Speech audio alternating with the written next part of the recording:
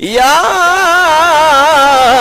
أيها المزمل قم الليل إلا قليلا نصفه أو انقص منه قليلا أو زد عليه ورتل القرآن ترتيلا إنا سنلقي عليك قولا ثقيلا إن ناشئة الليل هي أشد وطئا وأقوم قيلا إن لك في النهار سبحا طويلا واذكر اسم ربك وتبتل إليه تبتيلا رب المشرق والمغرب لا إله إلا هو فاتخذه وكيلا واصبر على ما يقولون واهجرهم هجرا جميلا وذرني والمكذبين أولي النعمة ومهلهم قليلا إن لدينا